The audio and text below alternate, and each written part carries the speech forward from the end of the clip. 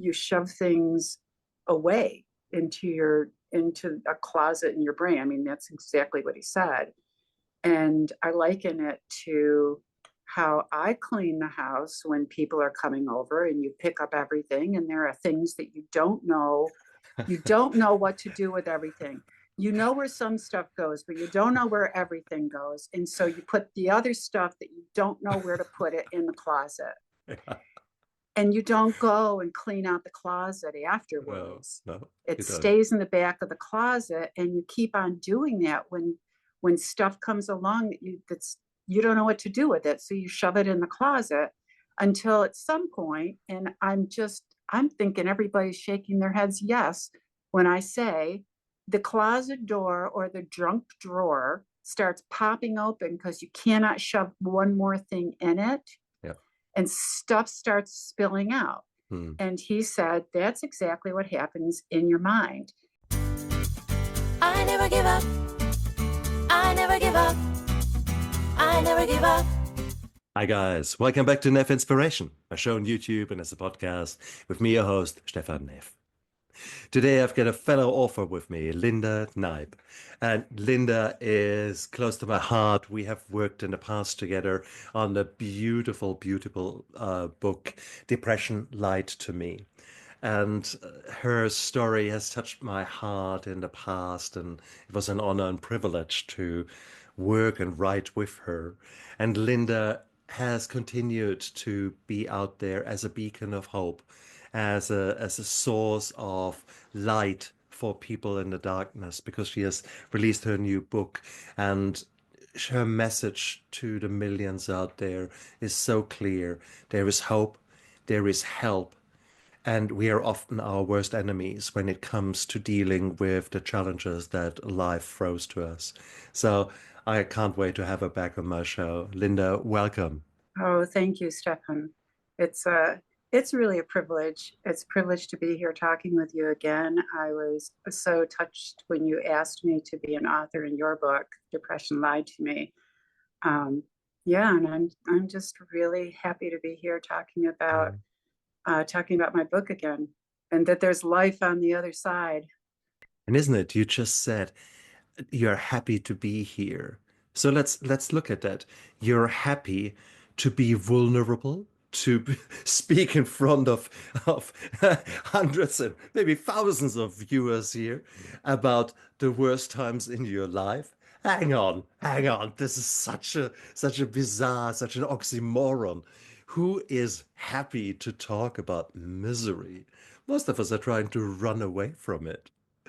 But here we are actually taking time out to be open and raw and authentic.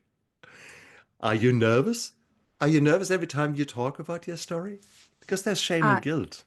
no, no, and it's interesting what you just said, because of course I'm always making connections here, and I don't.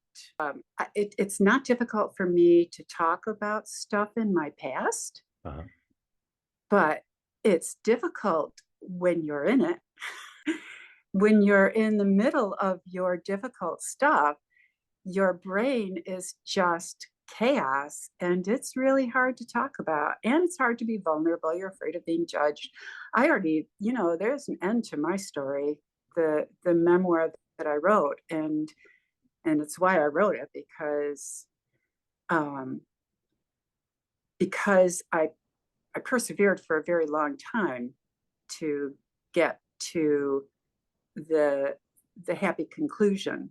Hmm. And that's I think that's the message. But it's not easy being vulnerable. I was nervous when I was writing this book, not so much about coming on and talking about it in places where I don't know people. I was very nervous at the thought of talking with people that I knew. And I'm a Rotarian, which is an international organization. You've got a lot of Rotaries down there. And as soon as I mentioned to one of my fellow Rotarians, we were working on some volunteer project, and I told him what I was working on, and he asked lots of questions. And then he said, well, I'm on the I'm on the speaker committee and we're going to have you come speak. And so for the next year, I just so stressed about standing up in front of mostly men my age, talking about this stuff that happened in my life. But the really lovely thing that happened is once I released the book, people started telling me about how they connected with it, but they weren't talking about me. They were talking about them. They were talking about the stuff that had happened in their life that that when I talked about it, they were like, oh my gosh, I felt exactly the same way, or I feel exactly the same way. And so I realized that it wasn't really about me. And I stopped being nervous. Maybe we should touch upon some of the things that you had to overcome.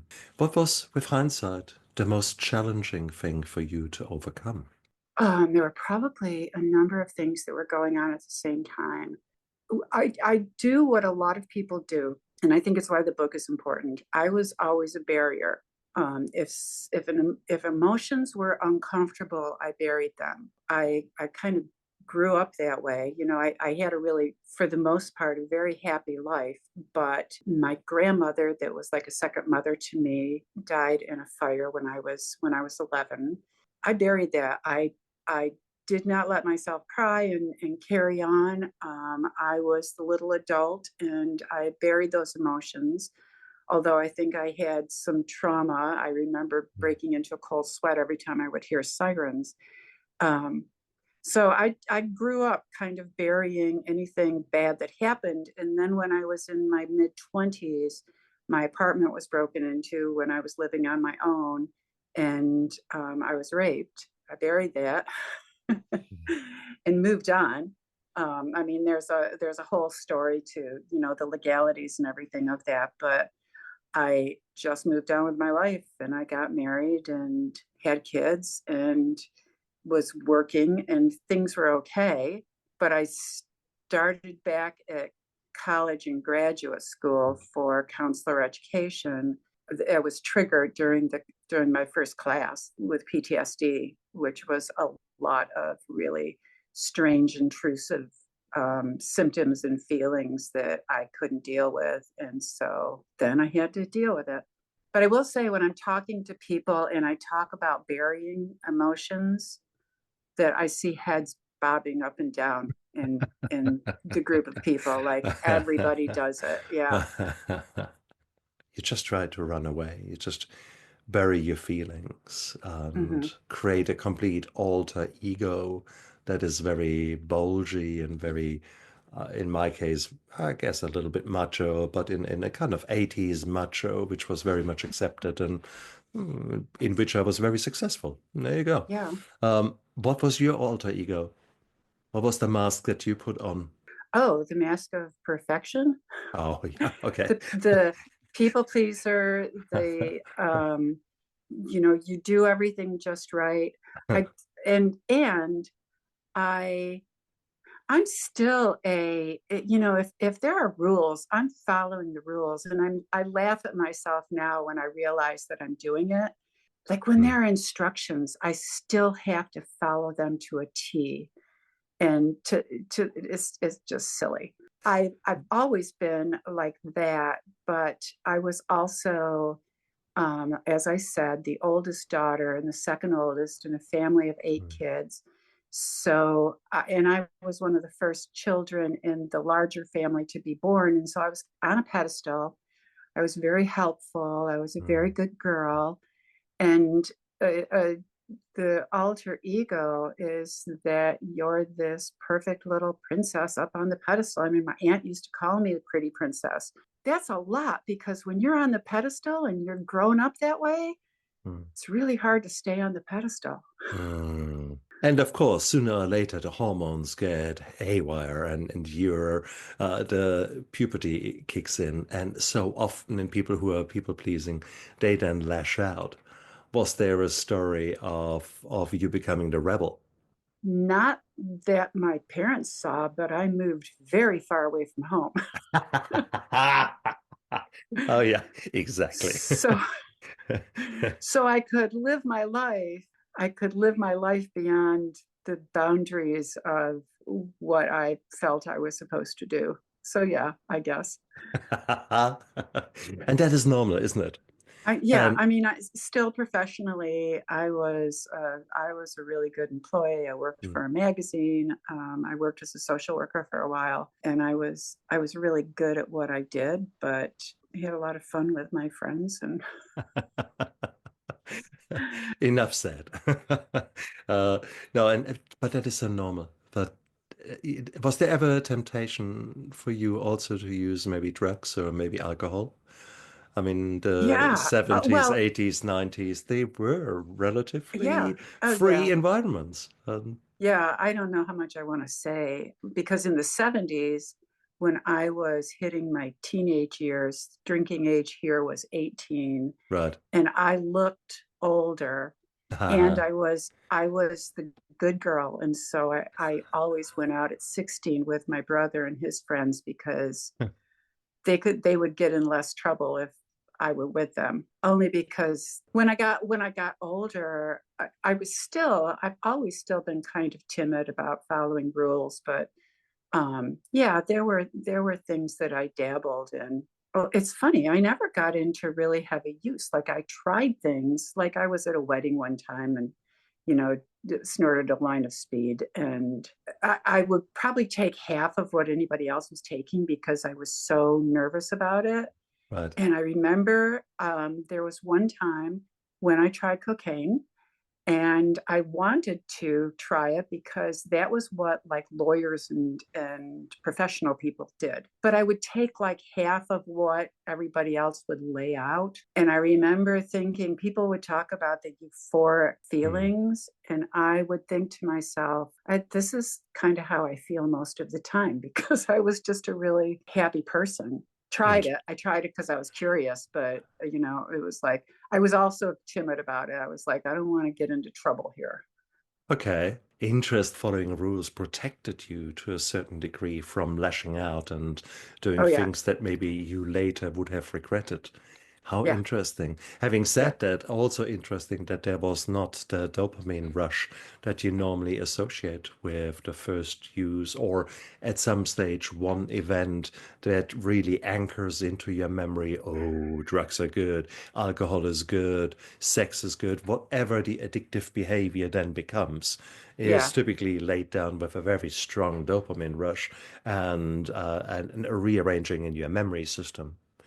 yeah, How cool. I'm so pleased for you that that did not occur. yeah. But then You again, know, the other thing I do have to say, there are alcoholics in my family. Like I remember my mother warning us that we probably had a tendency to it. And so I right, was just really careful about it. I cool, that was the little voice that you want as a parent to be in your child's head, in the back of their head when you're not nice, around. nice, That beautiful. was there. Oh, your mum did well, I have to say. Yeah. Yeah. Yet at the same token, life was not so kind to you. To have suddenly, when you're alone, to be woken up by someone who does some unimaginable and unspeakable acts on you can very much pull the rug from underneath you. Yeah. Yet you were sort of talking, yeah, that happened, and I got on with life. That's BS. You don't get, yes, you do get on with life on the outside, but not on the inside. I'm sorry. I don't take that. Not No, a, you know what? When I finally was in therapy, Hmm, I realized how insidious. I didn't go into therapy until like 18 years after that happened.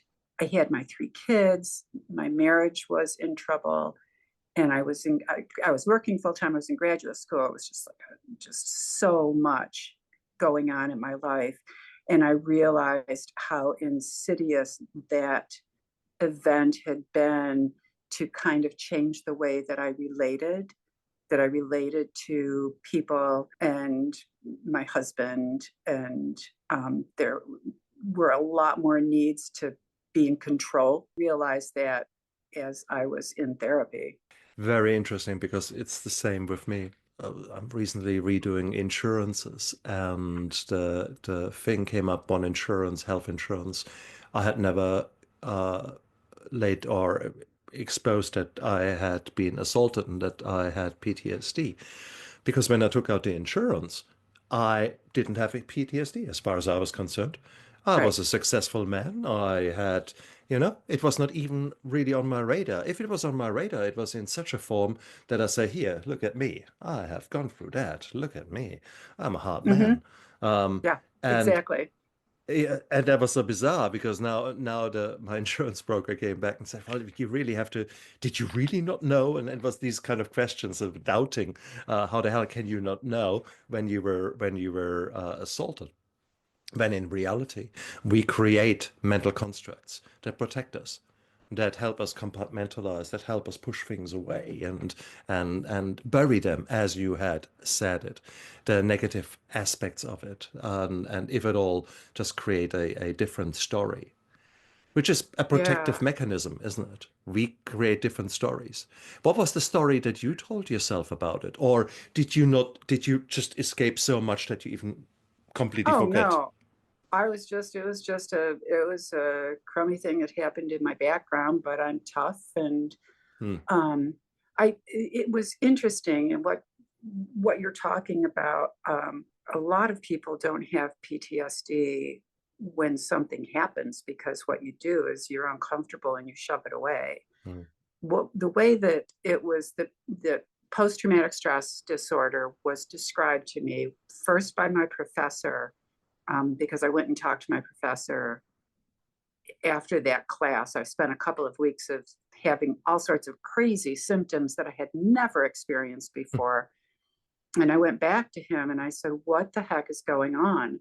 I knew it was surrounding the rape, but I didn't understand anything else. And what he said to me is, you shove things away into a closet in your brain. I mean, that's exactly what he said.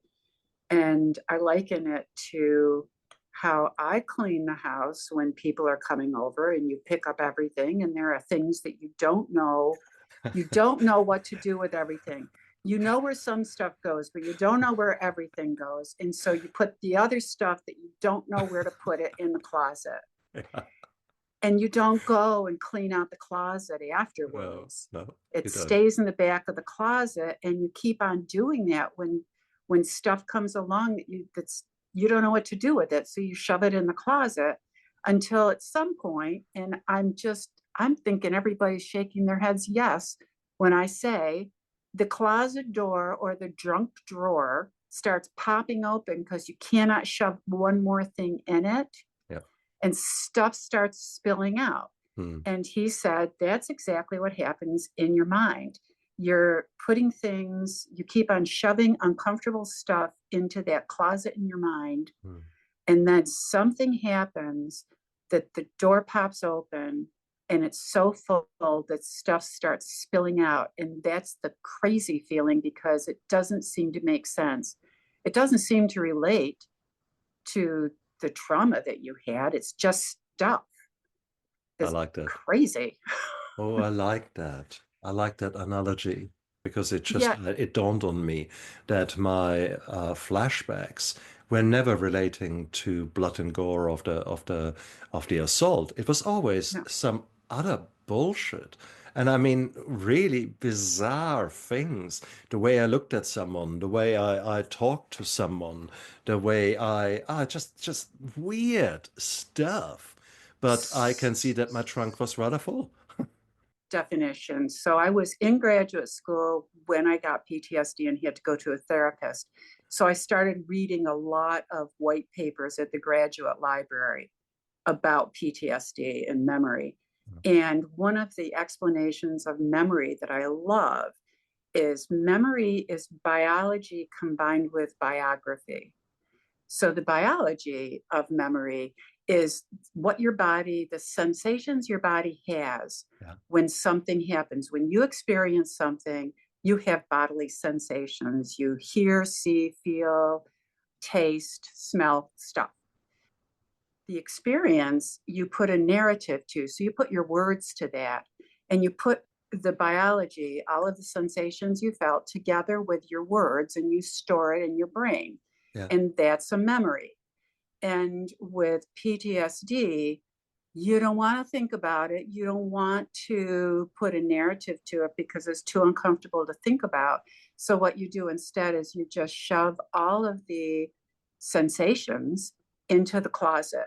You don't put words to them. You don't put a story to it. It's just their physical sensations that you've stuffed in that closet. And so the sensation may be, for instance, somebody who is raped in the evening time after grass was cut.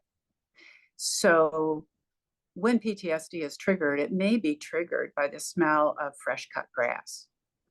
And the smell of fresh cut grass suddenly creates all of these. I'll describe what intrusive kind of feelings I had is I kept having the feeling of somebody climbing on me. And I was in my car going into the grocery store, and I couldn't get rid of that feeling of somebody climbing on me. And I just had to sit there. And it was triggered by something, and it would have been some sensation that I felt at the time that was coming back in a completely irrelevant area. So it was crazy. A lot of those. I had a lot of different kinds of weird sensations like that for several years. And we know that we are essentially energy beings. And initially, you might think of Reiki and chakras, etc. And already some people are rolling their eyes. In reality, we can nowadays, with modern science, we can see that, for example, the layers that surrounding the muscles are actually piezoelectric. So, in other words, these are similar to nerves. There is electricity and there's a charge in there. When we accept that, and when we accept that trauma and memories are so linked up there in our brain, which is electricity rushing around, when we then hear things like the body keeps a score or issues lie in the tissues, it's actually not surprising that we also manifest mental pain or mental trauma, emotional trauma, also then in our body. And this is not Larry Ferry. That is becoming increasingly clear. Certainly in the trauma community or in an addiction community, we very much understand that sometimes chronic pain is actually very much due to an emotional pain, and that is sometimes very, very hard to delineate that for people. Did you have physical symptoms? Oh Chronic yeah. chronic problems within your body? In addition to just that feeling that I was being touched or invaded, a couple of things. I for a while I had a really hard time eating anything. That was tip off that something was really strange. I had never had that happen before. And I couldn't sleep, and that went on for years. I would have a very difficult time going to sleep. I would have to write, and then I would wake up in the middle of the night, and I couldn't sleep, and I would have to write again. But I also I called them the creeps. It felt like I was standing right in front of a wall that had like spiders and worms and creepy crawly things on this wall that I had my back to. And I just always wanted to look over my shoulder because it felt in my back like it's the heebie-jeebies. I did figure out what that was. I don't remember what precipitated my understanding it, but when I was young, we used to have campfires a lot, and we would sit around the campfire in the dark and tell ghost stories. And people that have done this will understand what I'm talking about. They'll know the feeling exactly. Really scary ghost story is being told, or a story about some criminal coming to get you, and everybody's there, and you start feeling that really creepy feeling in your back, and you want to turn around and look behind you, but you can't because people would laugh at you. So you just sit there with that awful, the creeps in your back, that really scared feeling. And I recognized that that feeling is dread. And when I put the word dread to it, it suddenly made all sorts of sense why I was feeling that, because that's how I felt when I woke up and someone was standing over my bed. If you can name it, you can tame it. The old adage. I love that. Having said that, again, we need to reflect upon the fact that there is so much more to the human body than we as doctors can actually put our fingers on. For example, if you were to sit on the traffic lights and wait for green, and suddenly you know that two cars back on the left, someone is looking at you, and you turn around and look at this person, and this person goes, because he was looking at you. Now, how the hell did you know that this person was looking at you? There is no sense that we know about that actually can highlight that. So there is more going on between sky and earth and around us that we can actually understand. So Well, here, and ladies first. yeah, no, I was just saying you had mentioned Bessel van der Kolk's book, The Body Keeps the Score. Mm. And I know that I had read some studies quite a long time ago about the little cues that we pick up that tell us, and they're not always, I mean, what you're talking about is just like a sixth sense, but they're also little cues that we see in our environment that make us like take notice. And that's one of the things about PTSD too, is that our bodies are the part of our brain where PTSD kind of and trauma kind of sit, as in the what's called the amygdala, and its goal is to keep us safe.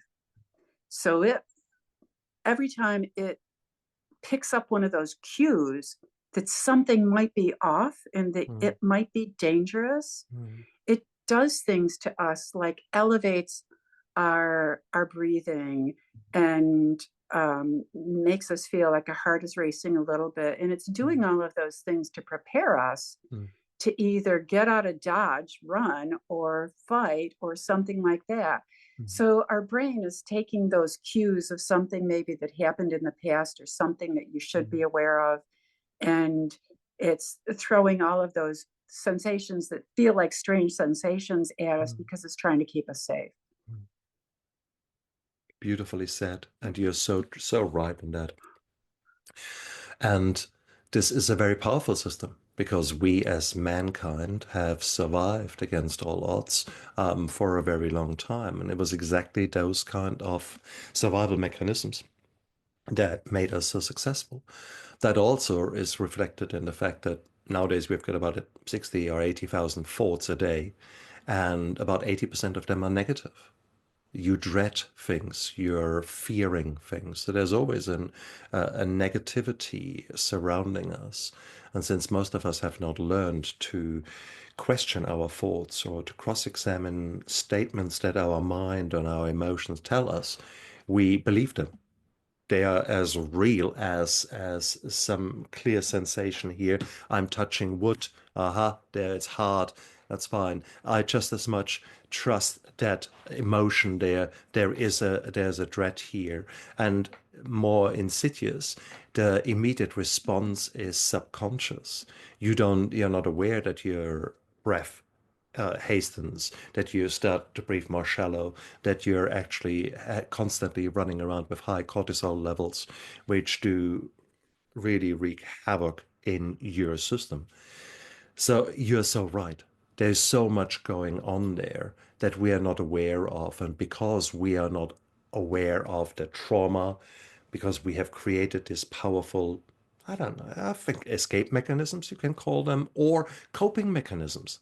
Escape Yes. sounds a bit negative. I Coping think is coping is exactly right. isn't it? This Yeah, is these mechanisms have served us really, really, really well at the moment of a dire need. In the absence of better skills, better understanding, better emotional regulation, they were yeah, there for you when no one else and nothing else was there. So let's be grateful for these mechanisms when they were needed. That is especially so true when it comes to children, when it comes to actually the adverse childhood experiences, where children lay down these memories, and they often, or these mechanisms, they often don't become apparent until way decades later, when we can finally address them, and when they finally have caused maybe so much harm in their own right that we understand that, hang on, things need to change. yeah. That- oh, wow. What was, there's often this bizarre I'm, notion. So, no, you first, you first. I just want to make sure that we circle back to all of those negative thoughts because I think that's a Mm, kind of a big theme in my book too, because I've ended up talking with so many people about it. That one of the things that I found myself doing, and I was a high school counselor that did a lot of personal counseling, and kids do this, and very successful people do this. You beat yourself up. And I think it's the same thing. It's like find what's wrong and fix it. So you mm, don't you don't focus on that 20% of you don't focus on the positive, which as you said, maybe 20% of your attention is given to the positive. You go for the 80% that we need to fix. mm, But that can turn into a lot of negative self-talk, which can turn into depression. And the danger of that is that nobody knows that you're doing it because you're keeping it all in your head. So I think it was just so interesting to kind of start realizing what was happening. And then I had a discussion on a radio talk show I was on with the uh, the interviewer. There were three of us talking about it, and they were asking me, "What do parents need to be careful of mm, not to start having their kids feed themselves a lot of negative self-talk?" And one is the way you talk to your kids or reprimand your kids, of course. But my experience was a lot of really successful kids who had very good parents. Maybe a lot of times they were on the pedestal. I was on a pedestal. My parents weren't beating me up. I was beating myself up because you have mm, to stay on the pedestal. And so if maybe somebody corrects you about something, you just take it way for yourself, mm, way over the edge, and you beat mm, yourself up about being stupid or being a mm, jerk or whatever, mm, saying things to yourself you would never say to somebody else you care about. And so that's one of my mantras now is, man, if you hear your kids or anybody you care about beating themselves up, mm, that is an indication you need to mm, step in and start addressing what they're saying to themselves, mm, whether it's a child or somebody else in your life or somebody you mm, care about. mm, But I really was started being really careful about um, what I was saying in my own head. mm. I took it as a badge of honor that so many people told me I was so hard on myself because I thought that that was like I held myself to high standards until I realized the damage it does and it makes you resentful. And I would add to that that you can't be 100% successful in every single moment in time. So therefore, you create this subconscious fact. You strongly believe in it that you are a failure. The example is my to-do list in the past. Superman on speed would have not been able to do even a third of my to-do list for the day. And here I Right. was expecting to do everything in that day. And Right. I was maybe ticking 3 things off when there was 20 things left. And I said, see, proof I'm a failure. You become your own worst enemy with many of the habits that we create during those times. Equally, you can't be 100% switched on, and you can't be 110% all the time. So therefore, Right. there's then the temptation that you want to give yourself permission to switch off. And that's often where the alcohol comes in. That's often where other drugs come in, where Hmm. other behaviors come in that allow you to escape from that perfectionism. Yeah. Now, having said that, there's also the other two evil twins of negative emotions are there, the shame and guilt. Did that play a role in your life? Oh, yeah. Yeah, for a lot longer than I was really actively in therapy. I was really actively in therapy once or twice a week for probably 5 years, and it wasn't just one thing. My marriage was melting down. I was ashamed about that. I wasn't going to talk about that. One of the first things my therapist can tell you 20 years, 25 years after I said this, he can still recall my saying this when he said, next time when you come in, let's talk some about your marriage. And I said, my marriage is just fine. We don't need to talk about that. And he made a note, need to talk about marriage, refuses to do so. Excellent. I was really ashamed that that was not going well. There were things that I did when I was young and single that got me into trouble that I was ashamed of, that swore I was never going to reveal. And I was afraid if I went to therapy that somehow, that stuff would get found out that I was never going to talk about. So I was hiding a lot.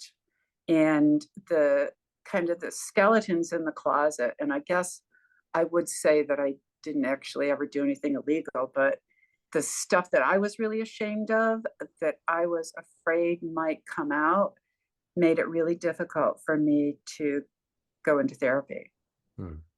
because I was not going to be vulnerable. I thought that standing on your own and taking care of your own issues was strength. Hmm. Hmm. I Exactly. see things entirely differently now. Do you think it was a reflection of the time in which we lived, Oh, yeah. where indeed these kind of things were um, maybe not really openly talked about, but in fact, actually, this macho culture, both in men and women, was, and I call it macho culture, I shouldn't. Macho is already putting a negative spin on it.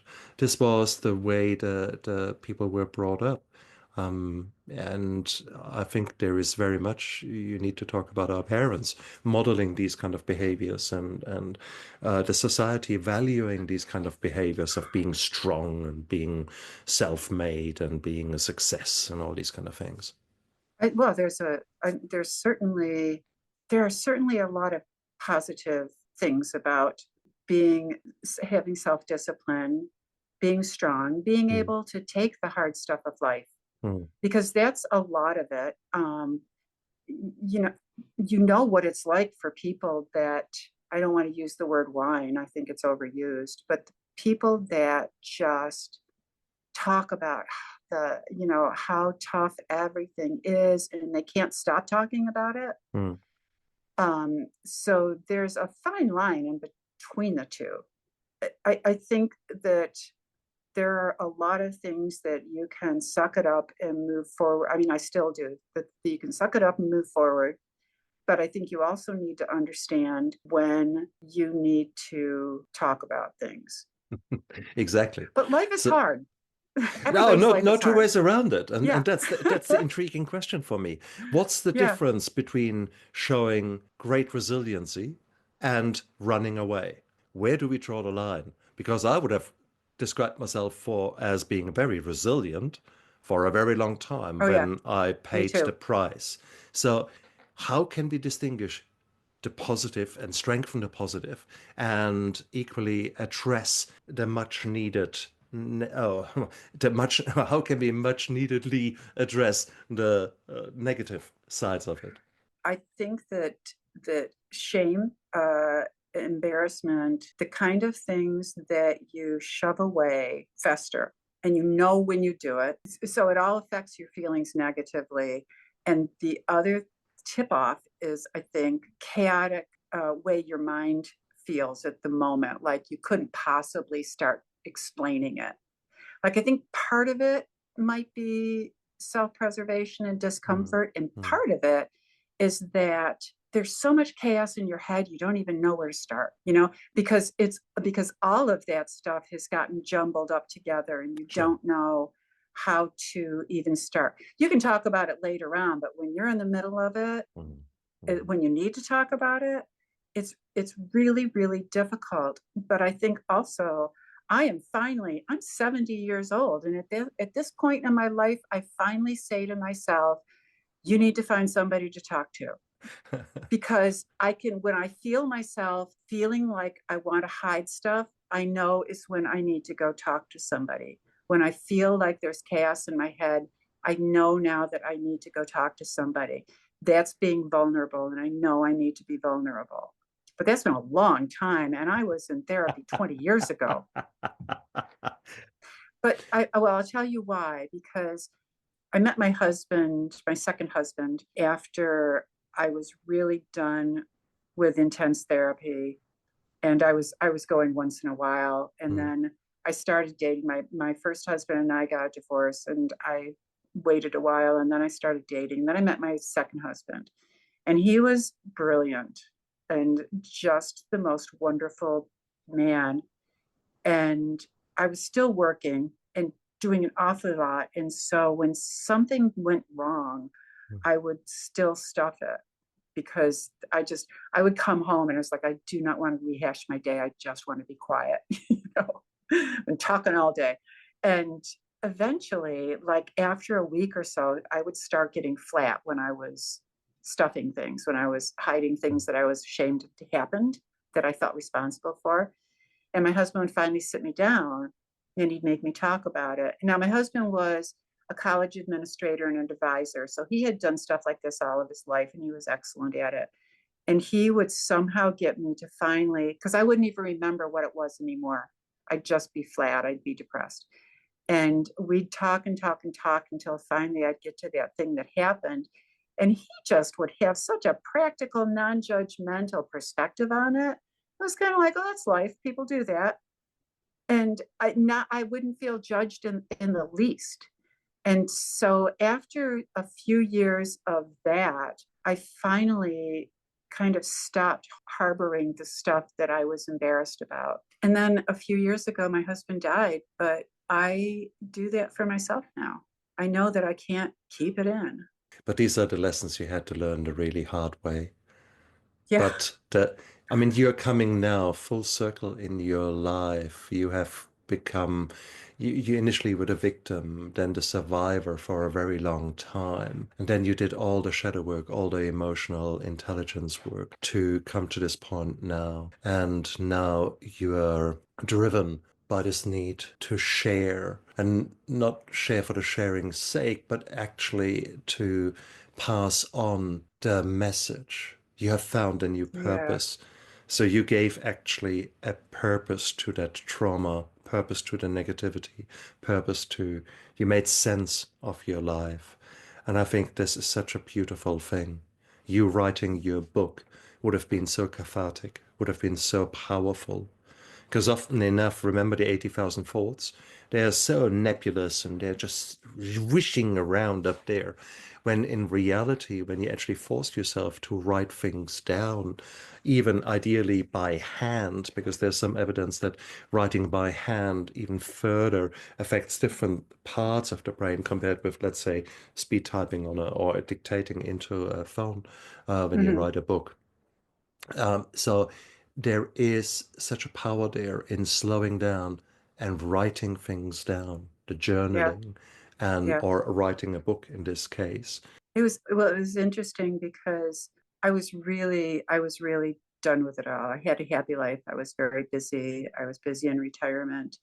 I've got a bunch of grandkids, so that's wonderful and keeps me busy. But I always wanted to write, and I didn't intend to write this book to start, but I had been explaining about trauma and how it affects the way you deal with people to somebody who was in it with a dysfunctional relationship. And that's when I took the writing workshop, and they said, write what you know. But you're right. I was done with all this. I was okay. But I said to some of my counseling colleagues that have since retired, and we met for lunch, and I told them what I was doing. And I said, it's not that it's cathartic for me because I am at peace with all of this, but I feel like I'm not done with it until I pass the lessons that I learned along. So it's just that I feel like this isn't finished for me until I pass along the learning. And that's beautiful. Having said that, I mean, when I wrote my Steps to Sobriety and the first edition, I had one day I had a writer's block. I was sitting there, I didn't know what to do, and there's a technique called crazy writing there. And so I just forced myself to write something. The grass is green, there's a chicken running around the coop, there is the clouds. And whilst I was writing on my computer, suddenly I had this out of body experience because I wrote things that came literally out of my subconscious, through my fingers out, and my eyes were reading what I was writing. And I thought, where's this coming from? So there was something that needed to come out, which I had no clue about that this was an issue. So Mm-hmm. when we say, "Oh, I'm actually done with things," sometimes the universe has got different ideas. So whilst you were writing your book, were there moments when actually other aspects of maybe your trauma or of different traumas came out to say hello? So there was one, and I'm not going to talk about Mm, what it was, but sure. there was something that toward the end of my book, I really needed to, I really needed to reveal it. It was the thing that I was most afraid of revealing. It was a stupid incident that happened when I was 20, and I finally just realized that I wasn't going to be better until I just faced that. So I talked with my therapist about it. That was kind of it, resolve things with my marriage and all of that. But I never revisited that. I never told anybody about it. It was like it was actually like I stuffed it back in the closet. So I guess sometimes we need to give ourselves the permission to do that. Are well, we we ready do, to heal? except that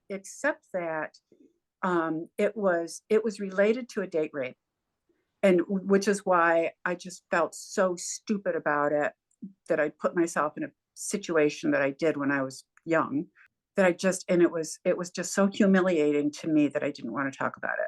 When I was writing the book and I wrote about the break-in and the rape, and that's all, scary stuff that I didn't have control over.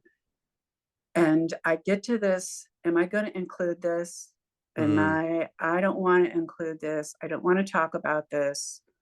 And I argued with myself for probably 6 months. I knew that if I didn't talk about the hardest stuff in this book mm, and talk about the issues that most people really have to deal with, which mm, is how we teach our kids about talking to each other, about the physical aspects of relationships and all of that, that if I didn't talk about that in my book, if I wasn't brave enough to write that, then it wasn't an authentic book. So I had to suck it up. And then it was another 6 months to a year of going, I don't want to talk about this to anybody I know. It's like, and what the funny thing is I can't even tell you how many people have read the book and talked to me about the book, and nobody talks about my experiences. Nobody talks about my mm, decisions. They'll talk mm. about themselves. Sure. How beautiful is that? How beautiful is Yeah. that? You took the bull by its horns. You actually addressed throughout your later life, you addressed so many things. And that brought so much healing. But I also hear that it took decades of peeling back the onion, finding Yeah. new points of soreness or of rottenness that you had to work with and deal with. And healing is a beautiful journey because it can do such wonders to your emotional health. But it's also, I always often compare it to a rotten tooth that needs to come out. Initially, there will be the pain of the tooth extraction. And even if you put some local anesthetic in, you will still feel the crunch. And that's the same with addressing Yeah. addressing something Yeah. hard. But So thereafter you can heal. yeah. Mm, And let me tell you why I ended up just going all in for everything. So, and it's in the introduction of my book. So I hope if people read the book that they read the introduction, because it was so powerful. I was watching Brene Brown, who is a PhD researcher. She does a lot of writing, and she had a Netflix special, on a streaming special on TV. And she was talking about a life-changing moment that she had when she was being trolled. People were criticizing a TED Talk that she did. She had read Theodore Roosevelt's Man in the Arena speech, because what he said is that there are people who will always be negative, who will always put us down, who will always judge us harshly. But the credit goes to the person who steps up and goes into the arena and fights the fight and lives his life fully and unafraid and is courageous and vulnerable, and that person in the arena that's living their life that way will fail spectacularly sometimes. Then when they succeed, they will succeed. But if they fail, they will fail by they'll still have dared greatly. And when they succeed, they'll know the great rewards of having been in the arena and succeeding. And so then Brene Brown said, I have talked with people in Silicon Valley, tech gurus and all of that, and said, if you really want to think outside the box and be creative and go all in, you will fail. You still have to do it, because when you achieve it, you'll achieve greatly, even if sometimes you fail. And that's what I heard, is like, oh, I could fail. I'm going to fail sometimes. So let's just do it. Let's just get it over with, because I want to be the person that lives the full life. I don't want to be, or even worry about, the people that are going to troll me. I want to be the person that's living in the arena, getting bloody. And she said, every morning I wake up and I tell myself, today I'm going to choose courage over comfort. And that's my mantra now. Wow. There is no better way how to end this interview. Courage over comfort. This will be my motto for today. That's for sure. And for 2025. I never thought about giving a motto to a year, but again, isn't it strange how sometimes the universe guides us towards a certain goal? Here was your whole life being guided towards now being this spokesperson for living your life authentically, raw, with humility, with integrity, and being open and honest. And with that being the model for maybe living your life to the fullest. And that's so beautiful. But you would have never done so had you not gone through all the darkness, for all the challenges in your life. You were talking about decades of trauma, decades of hanging in there, and decades are a long time, when you sort of put it in there. In today's attention span of about 5 seconds, a decade, people don't even know what the hell that is. So you went through it. But you are now in a position that you can literally role model resiliency, and resiliency in a positive way. And that is amazing. That is just beautiful to see and to talk to you about that. Yeah. And I think as I look back, and I don't know if people understand this, but I'm grateful. I'm grateful for my life. I'm grateful for all of it. I wouldn't wish some of the bad experiences on anybody, but we all have our bad experiences. That's life. Linda, you're an amazing woman. Please tell us more about your book. What's the title of the book? Where can we get it? The title of the book is Braving Therapy, Rape, Buried Trauma, and the Triumphant Journey Over PTSD. It's available on Amazon. And it may be in books. I've gone to bookstores, and it can be ordered through bookstores. It's on Ingram Sparks, so it can be purchased at bookstores and hopefully libraries. YouTube video, because the link to Linda's book is down there. And if people want to get it hold of you, maybe invite you to talk on their shows or just send you some feedback, how can they do that? My email is I write under the name L Feig Knipe. It's on the bottom of the book, but LFeigknipe @gmail.com, and my website is lfeigknipe.com. And again, look down there into the description of the YouTube video and of the podcast. And I'm on Facebook. I'm on Perfect. Facebook as L Feig Knipe. I'm on Instagram as L Feig Knipe. Perfect. All these goodies are down there. Guys, what have you got to lose? More importantly, what have you got to gain?